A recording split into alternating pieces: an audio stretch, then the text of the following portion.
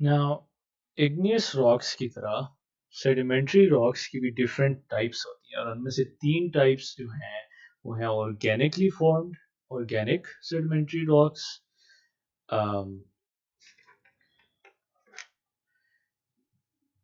Mechanically formed sedimentary rocks, और हमारे chemically formed sedimentary rocks. Now सबसे पहले हम बात करेंगे ऑर्गेनिकली फॉर्म्ड सेडिमेंट्री रॉक्स के बारे में। नाउ जो हमारा लफ्ज ऑर्गेनिक है, पहले हम उसको डिस्कस कर लेते हैं। ऑर्गेनिक का मतलब है इंग्लिश में लिविंग, सिंपल लफ्जों में। सो कोई चीज जो कि जिंदा है उसको ऑर्गेनिक कहते हैं। पर पत्थर हमें पता है कि जिंदा नहीं होते।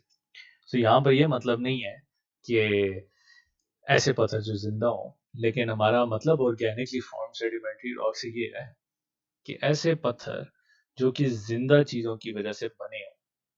एंड ये एक अजीब कॉन्सेप्ट है सुनने में तो, कि जिंदा चीजों से पत्थर कैसे बन सकते हैं। वेल वो इस तरह से बन सकते हैं कि जब जानवर फॉर एग्जांपल मरते हैं तो हड्डियां उनकी हड्डियां और उनके स्केलेटन्स ओवरऑल जब जमीन में दफनाए जाते हैं और वो दबते हैं, तो वो दब के एक पत्थर की शेप को अख्तियार कर लेते हैं, उस जमीन के वजन से, उस गर्मी से, जो अंदर का तेजाब है उसकी गर्मी से, प्रेशर से, राइट, उन दोनों चीज़ों और पानी और ये डिफरेंट चीज़ों के साथ मिक्स होके वो एक पत्थर की शेप इख्तियार कर लेता है।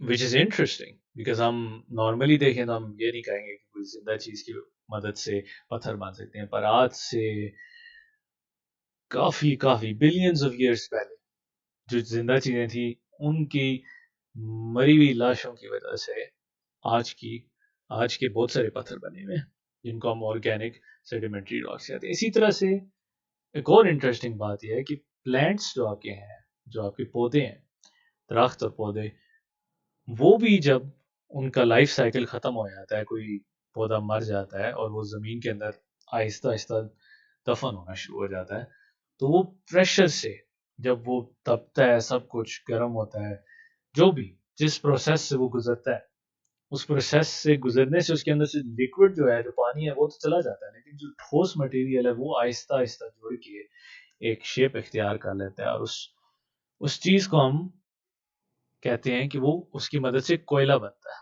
कोल। एग्जैक्टली।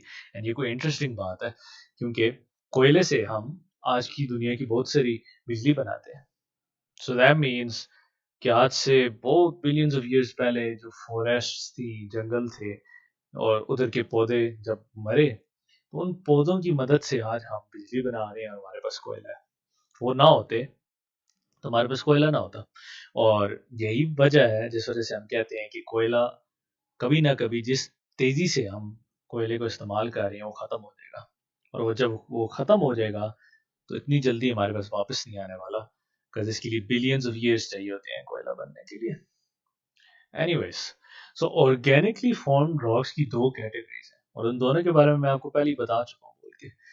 कैलकेरियस सेडिमेंट्री रॉक्स और carbonaceous sedimentary rocks.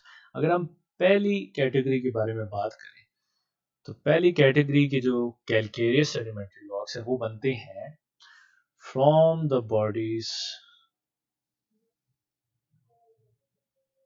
And skeletons like so